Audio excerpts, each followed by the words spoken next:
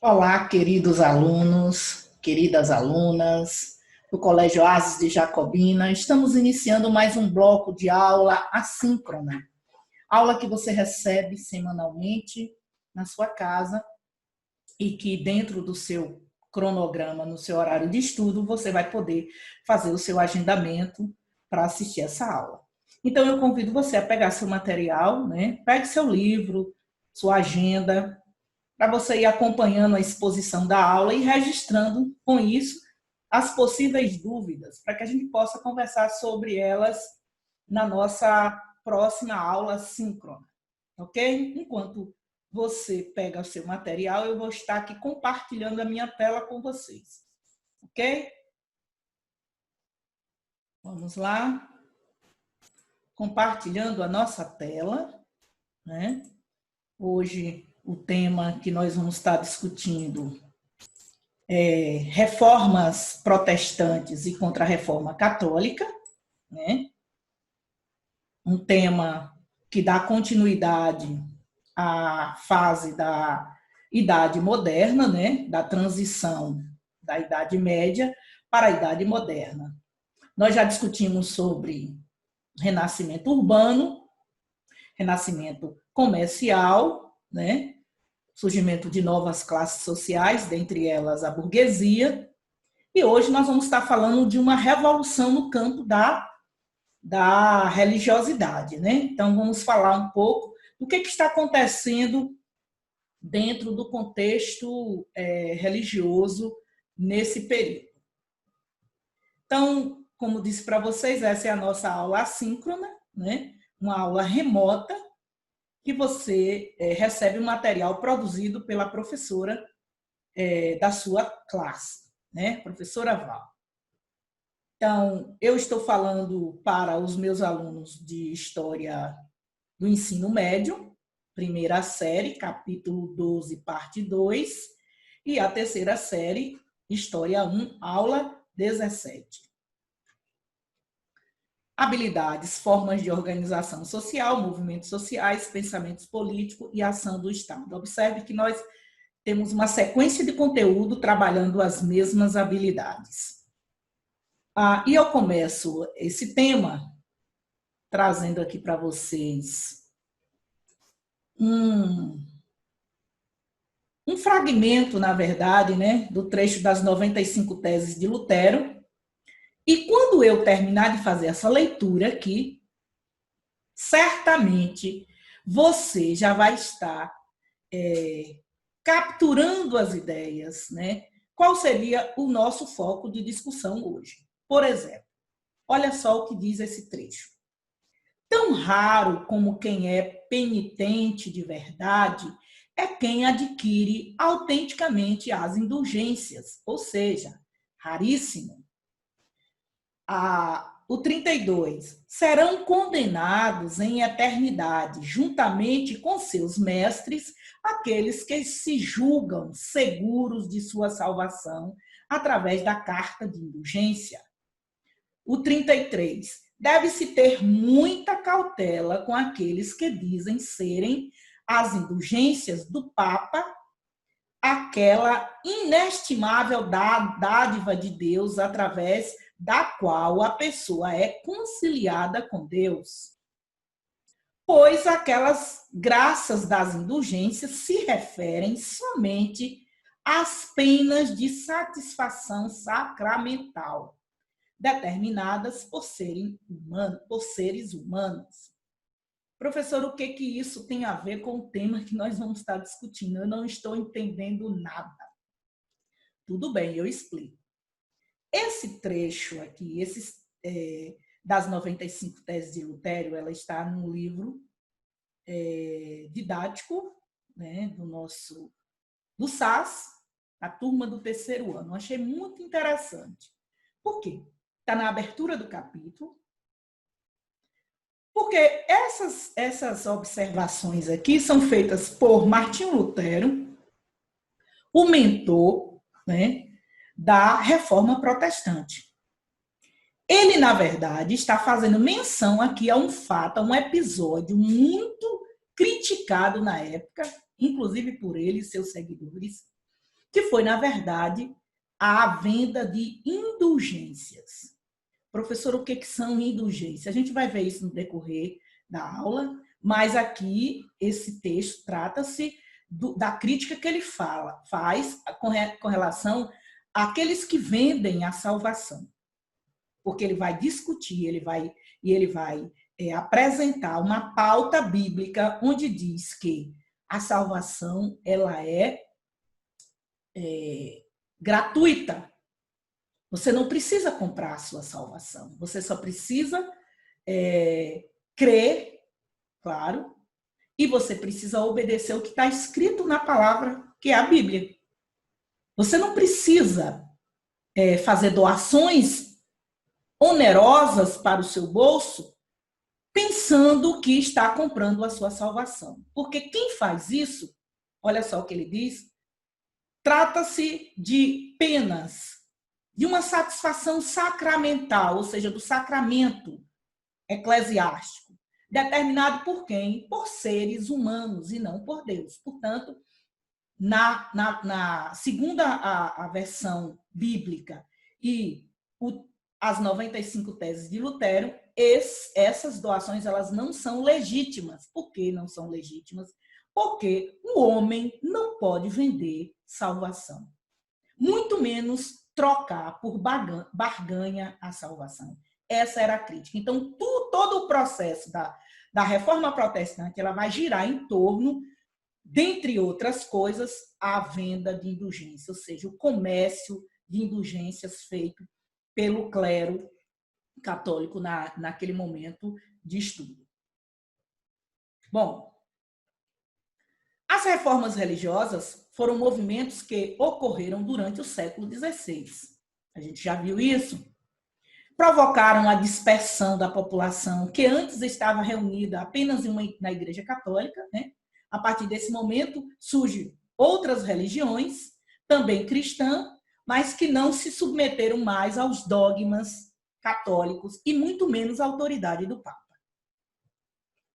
Dessa forma, quando falamos em reformas religiosas, estamos nos referindo tanto à reforma protestante, caracterizada por diversos movimentos que questionavam a obra, a prática da Igreja Católica, quanto à Contra-Reforma, que foi um movimento organizado pela própria Igreja Católica para conter o avanço da Reforma Protestante, ou seja, a Igreja Católica dando uma resposta diante das críticas que sofreram naquele momento.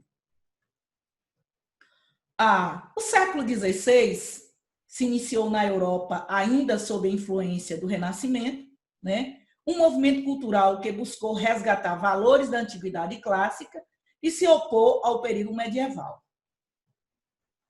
Dentre as principais características do Renascimento europeu estava o humanismo, né? Uma nova concepção filosófica marcada pelo antropocentrismo, isto é, o humanismo colocava o ser humano como principal criação divina. Desse modo, o humano acabou ocupando um lugar central no mundo e isso marcou uma nova relação do homem moderno com a religião. Então, em conjunto a isso, houve a valorização do racionalismo, ou seja, a busca do conhecimento pelo uso da razão e da reflexão. E esse processo impactou de muitas maneiras a sociedade moderna. Na esfera religiosa, também foi responsável, né, por influenciar a reforma protestante. Então, o que isso significa? Significa dizer que todo um terreno, toda uma discussão propícia para o nascimento da reforma protestante. Primeiro, nós vamos ter uma inovação das artes, né, abrindo aí um passagem para o surgimento da razão, né, que a gente vai discutir isso mais profundamente no iluminismo, mas a razão e a reflexão acerca daquilo que seria uma verdade constituída, que passa pelo crivo agora da sociedade, que antes era controlado pela igreja. Então, a partir desse momento, nós vamos ter muitas mudanças. Primeiro, nós vamos começar a ver as mudanças a partir da filosofia, do pensamento, das artes, né? E tudo isso, claro, como instrumento né, para divulgação de um pensamento filosófico ideológico naquele momento que estava nascendo. Por um outro lado, todo esse movimento vai servir de base para o surgimento dessa reforma protestante que vai impactar, né, o formato e a crença católica naquele momento. Bom, então eu tenho aqui uma imagem da reforma protestante, né, com foco no fundo certamente bíblico, né?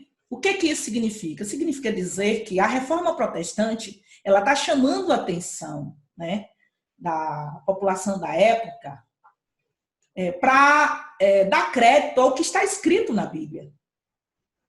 Ah, professora, mas nesse período a Bíblia não era um instrumento acessível a todos. Sim, não era mesmo.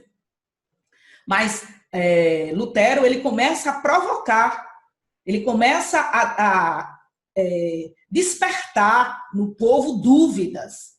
E a dúvida, pessoal, é a melhor forma para você buscar a verdade.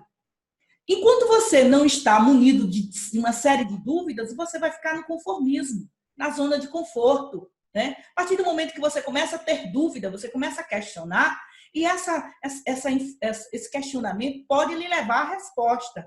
Então, o papel de Lutero, na verdade, foi fazer essa provocação e depois usar aquele instrumento que antes era um monopólio da igreja, dos membros da igreja, para que todas as pessoas pudessem ter acesso e conhecer a verdade. Como está escrito na Bíblia, conhecereis a verdade e a verdade vos libertará. Então, essa é a base, né, da reforma protestante nesse período. Bom, no início do século XVI, a Igreja Católica havia intensificado algumas ações que eram amplamente criticadas, inclusive por membros do clero, mas também por nobres e camponeses. E essa prática, na verdade, ela ficou conhecida na história como indulgências. O que seriam as indulgências? Na verdade, a indulgência era a remissão de pecados a quem doasse qualquer quantia para a igreja. Então, esse comércio das indulgências, ele é o motor da reforma.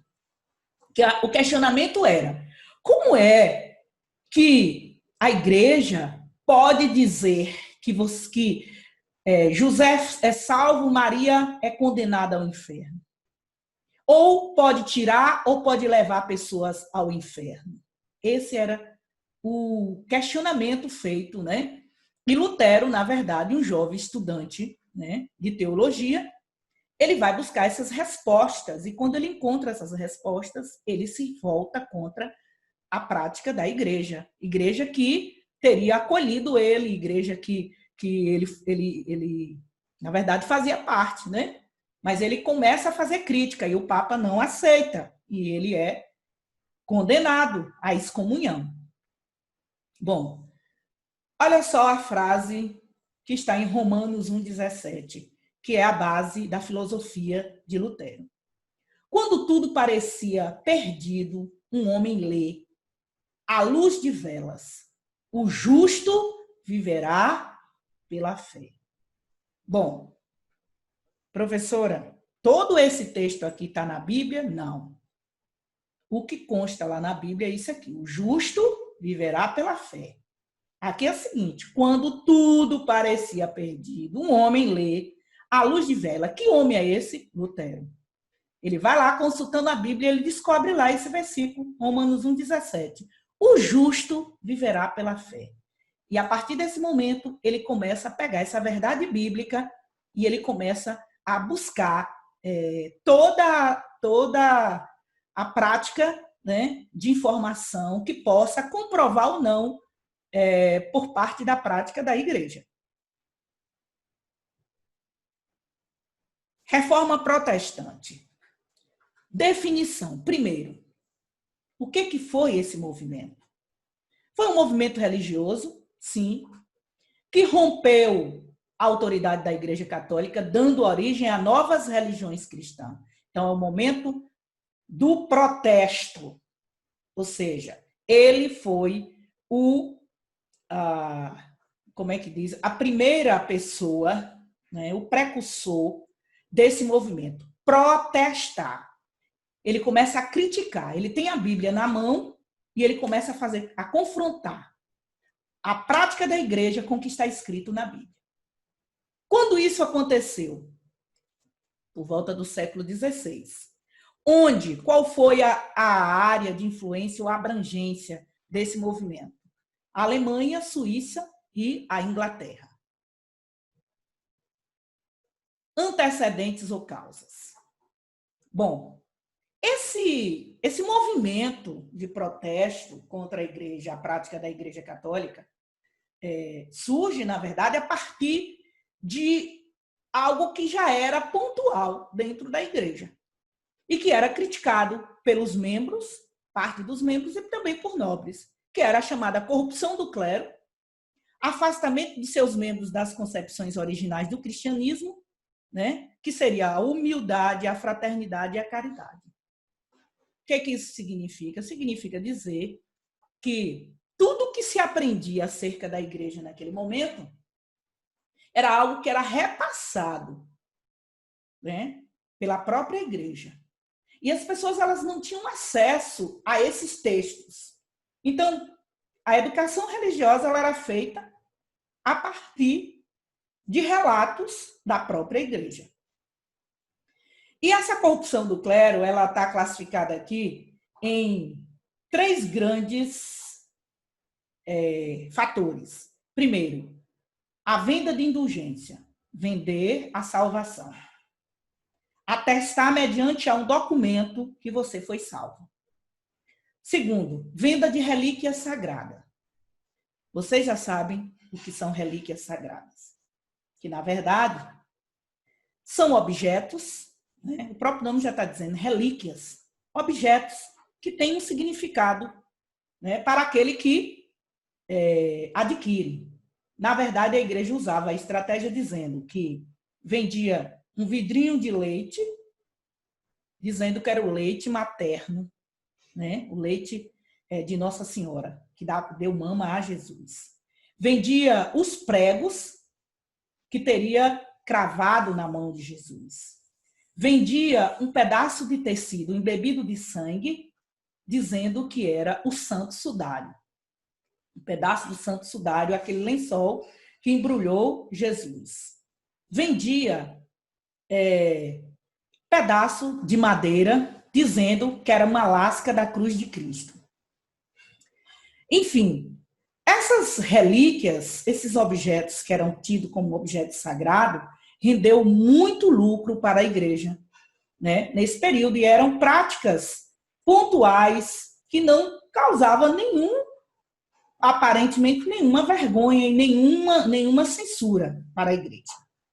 Também tinha um outro fator que era bastante criticado, que foi a venda de cargos no clero. Ou seja, se você quisesse fazer carreira religiosa, você, de acordo com a sua posição social e o seu poder aquisitivo, você diria qual seria o cargo que o seu filho pleitearia naquele momento. Então, você pagava e você era ingressado no mosteiro para fazer carreira eclesiástica. Então, tudo isso gerou crítica e insatisfação para Lutero. Bom, a outra coisa interessante que merece destaque aqui foi o fortalecimento da burguesia, né? Então, fortalecimento da burguesia versus condenação do lucro pela igreja. Nós temos aí uma classe emergente insatisfeita com a igreja. Por quê? Porque a igreja vai dizer que a atividade comercial, que o lucro obtido nesse período era algo amaldiçoador, que era o que eles chamavam de usura. Eles determinavam que você comprasse um produto e vendesse pelo mesmo valor. Só que numa atividade comercial isso é impossível.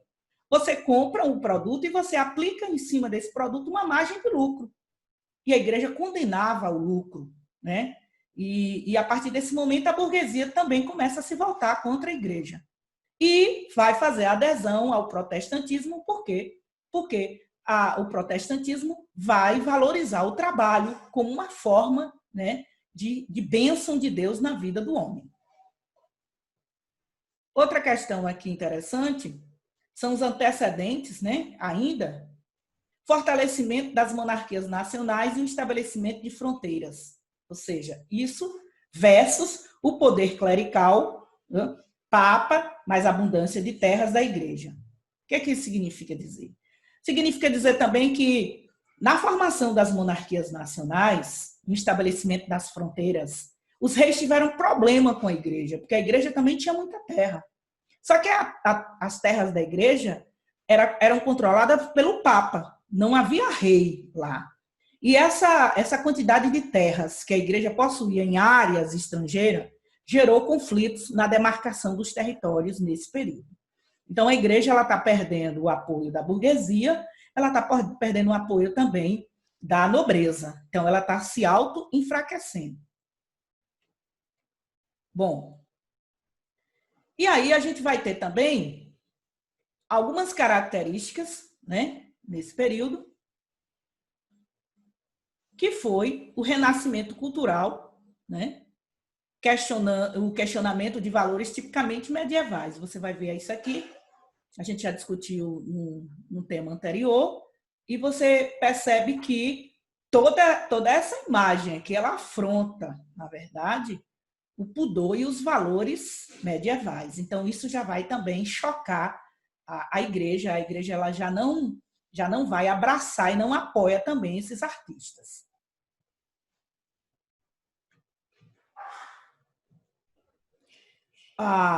Uma outra questão, né, é a leitura e interpretação da Bíblia, que nesse período era restrita aos membros do clero. Ou seja, eu usei essa imagem aqui, a Bíblia acorrentada e com um cadeado.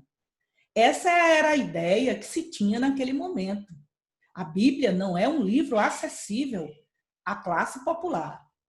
A Bíblia ela é um livro específico, um livro de uma relíquia, algo que sagrado, que só a classe, o alto clero, os membros do clero poderiam ler.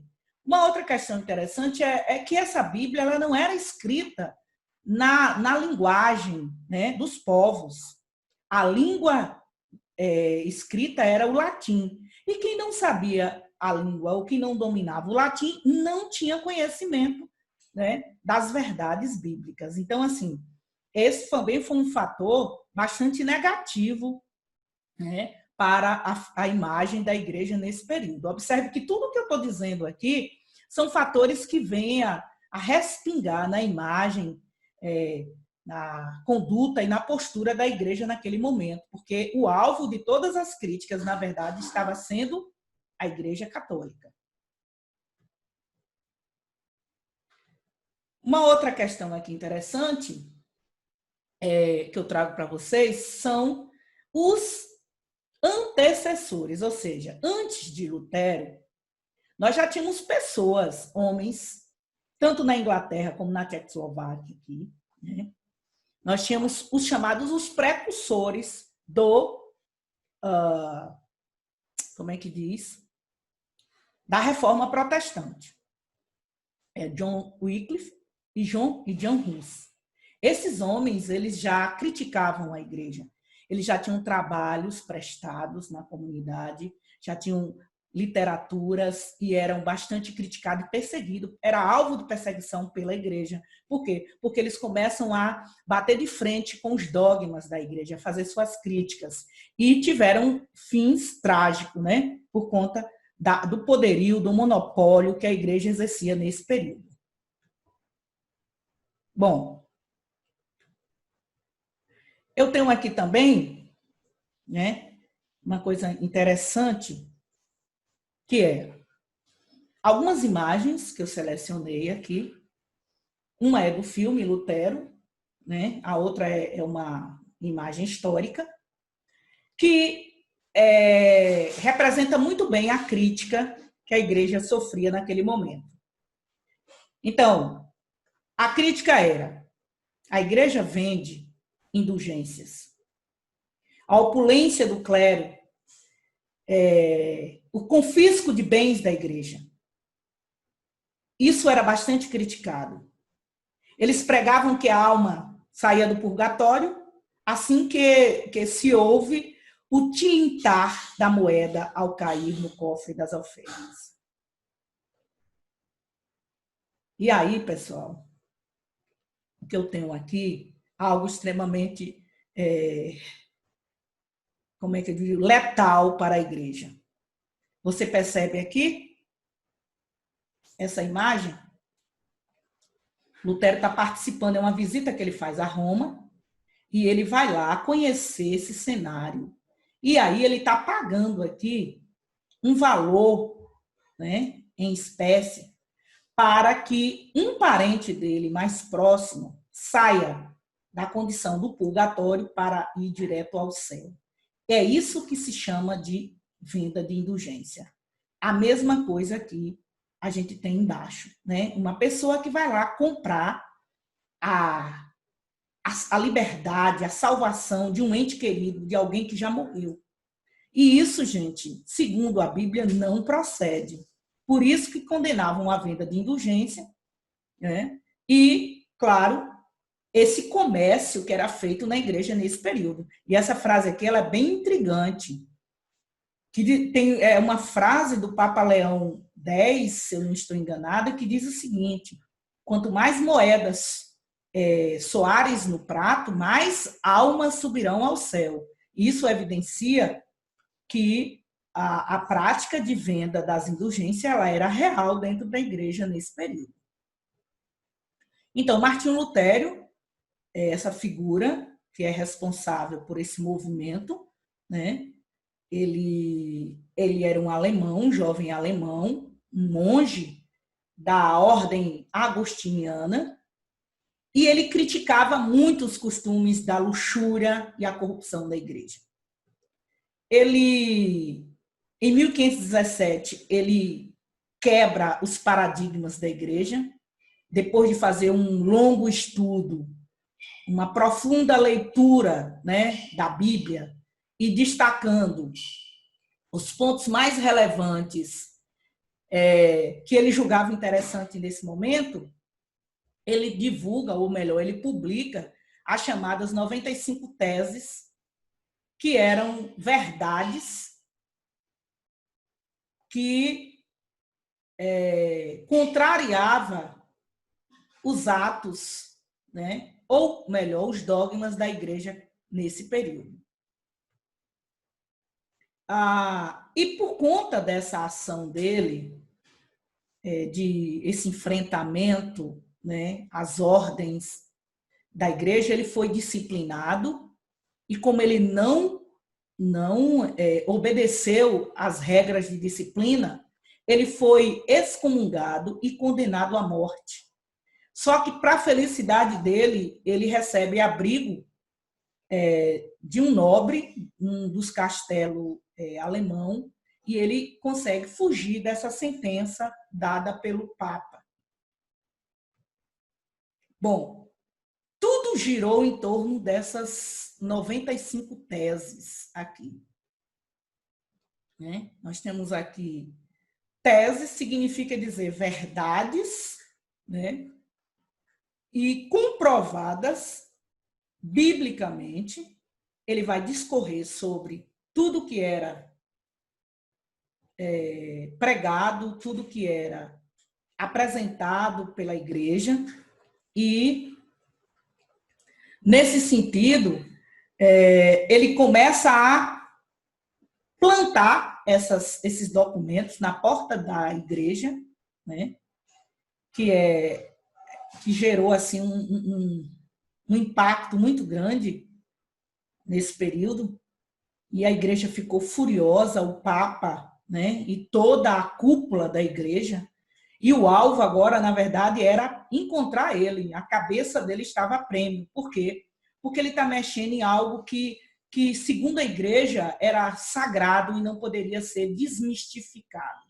Mas o certo é que, a partir desse momento, né, a cristandade europeia ela sofre um racha, e daí nasce o que nós chamamos de igrejas protestantes a partir desse momento.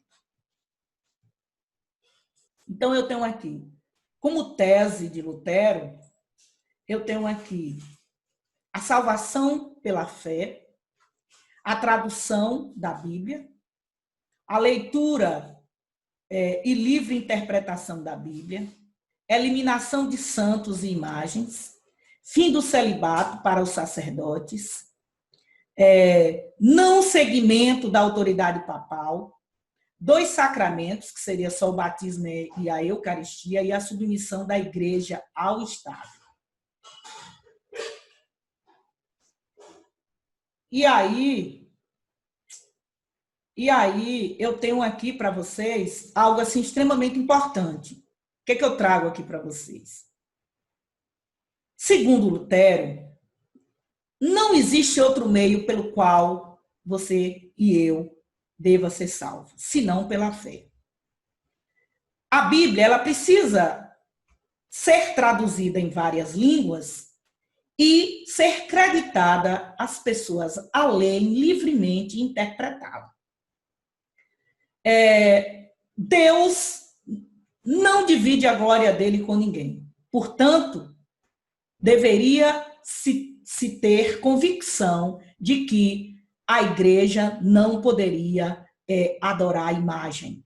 Por isso que você vai ver que as igrejas protestantes não têm imagem, né? Por conta dessas 95 teses aí, que elimina das igrejas a imagem dos santos. Outra questão que ele traz à tona, o fim do celibato para sacerdotes. Professor, o que significa celibato? Significa dizer aquela regra que a igreja tem de dizer que os membros do clero não podem se casar, né? Para confirmar isso, nós temos aí, por exemplo, Lutero, que ele se casou. Ele era da Igreja Católica. Depois ele promove essa reforma e ele próprio casou e constituiu família. Mas a igreja continua com a prática dizendo que os membros não podem se casar, né? Mas não há nenhum registro bíblico que impeça o homem e a mulher de se casar, né? Então, ou os membros da religião se casarem. Outra coisa que ele critica, e ele coloca lá na pauta dele, né? A partir daquele momento, o Papa não deve ser considerado a única autoridade, certo? Ou seja, a autoridade maioral. A autoridade é Deus e aqueles que são constituídos por ele. E também ele vai eliminar aquela série de sacramentos, né, da igreja protestante, e a igreja protestante hoje ela só tem 2 sacramentos, batismo e a Eucaristia. E ele também vai defender que a igreja esteja submetida ao Estado e não o contrário. Apoio dos nobres, claro, os nobres, lembra que eu disse para vocês que os nobres tiveram problema com a igreja com relação à demarcação dos territórios, né? Porque os nobres tinham interesse nas terras da igreja, portanto, ela perde essa quantidade de terra que tinha e os nobres vão receber essas terras. Então, isso foi muito bom para a nobreza. Apoio de camponeses, né, também interessado em terras e no fim dos impostos feudais, né, embora Lutero não tenha se envolvido nesses conflitos camponeses, mas os camponeses também se sentiram bem à vontade.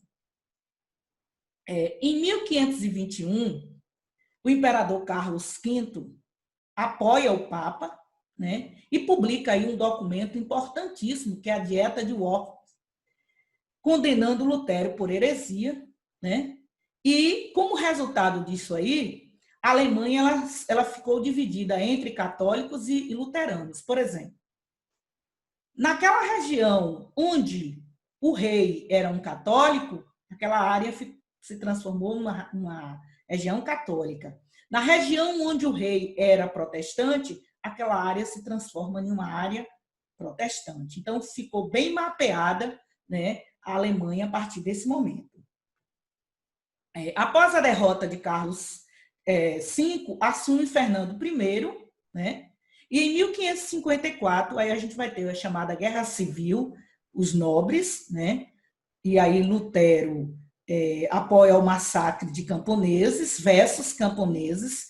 Há quem diz que ele não apoiou esse massacre, ele não esteve envolvido, mas há alguns críticos que dizem que os nobres receberam o apoio de Lutero. Então é algo para se fazer uma pesquisa aí, né? Defendia de forma violenta o fim da propriedade privada e a distribuição igualitária de riquezas. Essa guerra civil lá, né? Bom, em 1525 é assinada a Paz de Augsburgo. Cada governante, ou seja, cada príncipe nobre, né, a partir desse momento, tinha liberdade religiosa. Ou seja, aquilo que eu disse. Se ele quiser ser um católico, ele vai ser um católico. Se ele quiser ser um protestante, ele vai ser um protestante. Então, pela primeira vez na história da Europa, a gente vai perceber aí a chamada liberdade religiosa para o Estado, né, e os súditos. Consolidação da vitória do luteranismo, né? A igreja não conseguiu deter, e a Alemanha luterana, e ficou a Áustria católica. Bom, eu tenho aqui os precursores, né, de Lutero. Nós vamos agora falar de João Calvino, na Suíça, né? João Calvino, ele era um francês influenciado por Lutero e radicado na Suíça. A teoria que ele defende é a chamada teoria da predestinação absoluta, e nessa predestinação absoluta ele defende os princípios do trabalho, né? Daí a burguesia fazer a adesão ao protestantismo, porque não condena o lucro, né? Pureza, cumprimento de deveres e progresso econômico, na visão do luteranismo, são sinais divinos. Então, isso foi muito bom para a burguesia. Então, a burguesia ela vai apoiar esse movimento. Houve aí também, a partir desse momento, o crescimento do capitalismo, a partir dessa visão, né, que é a valorização do trabalho e da poupança, de você guardar, né, e aplicar. Na Inglaterra, nós vamos ter os puritanos, na França, os huguenotes, e na Escócia, os presbiterianos. Então, a partir desse momento, a gente percebe que a Igreja Católica está perdendo território, perdendo fiéis, e a partir de Lutero, nós vamos ter várias religiões protestantes se espalhando por toda a Europa, né? Então, agora, fim do monopólio católico, e o surgimento de novas igrejas com novos representantes. Não mais aí nesse caso o Papa, ele está perdendo o controle, né, da religiosidade na Europa. Antes o Papa era a única referência. A partir de Lutero ele vai perdendo essas referências e surgindo novos grupos. Bom, e aí a gente tem um terceiro grupo, que é o anglicanismo na Inglaterra. Nesse caso aqui a gente vai ver um atrito, é resultante de um atrito entre o rei da Inglaterra e o Papa. Henrique VIII era o rei inglês, versus Clemente VII, que era o Papa romano nesse período.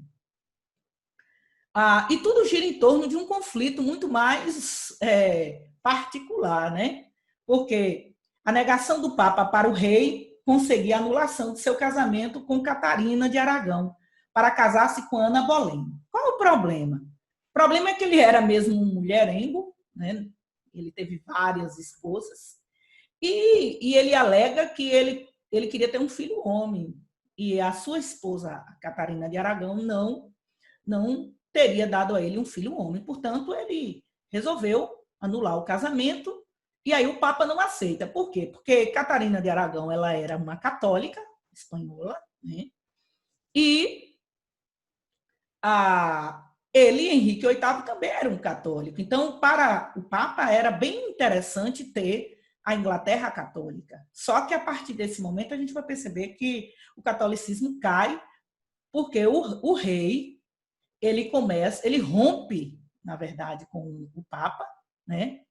Ele queria, na verdade, era poder, expandir seu território, e aí ele assina um documento chamado Ato de Supremacia, e esse ato de supremacia vai dar direito ao rei a ser um chefe na Inglaterra. Ou seja, a partir desse momento, o Papa também perde o poder de mando dentro da Inglaterra.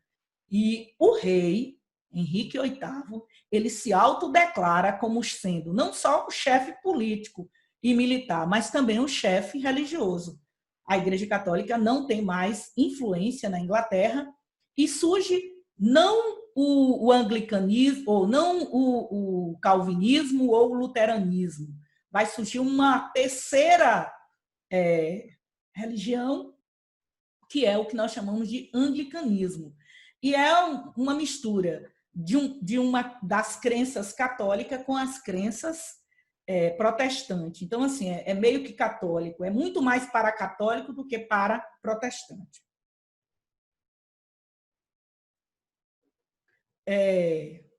Uma coisa interessante aqui, após ser excomungado, Lutero, olha só, o que acontece na igreja? Terras da igreja são confiscadas e vendidas aos nobres, certo? Isso nós vamos ter aí um fortalecimento político do rei. O culto e a hierarquia semelhante ao catolicismo, né? Eu disse para vocês que a igreja anglicana ela é mais parecida com o catolicismo do que com o protestantismo. A autoridade do Papa não é aceita mais dentro da Inglaterra e o latim é abolido dos cultos lá dentro da Inglaterra. Há uma fusão de elementos católicos com elementos calvinistas. Então, assim, um pouco calvinismo e um pouco católico gerou o anglicanismo.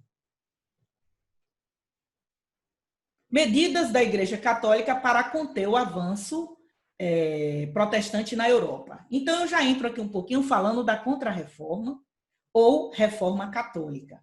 Então, nós temos aqui algumas medidas que a Igreja toma, ou seja, a Igreja, nesse momento, ela precisa de explicar uma série de coisas. Ela foi muito criticada, ela perdeu fiéis, surgiram de dentro da Igreja Católica 3 novas religiões, a Igreja Anglicana, a Igreja Calvinista e a Igreja Luterana, e agora a Igreja deve uma explicação aos seus membros na Europa, e ela deve refazer a sua bula, né, que é o documento que rege os procedimentos da Igreja nesse período. Então, o Papa, né, juntamente com o alto clero, vai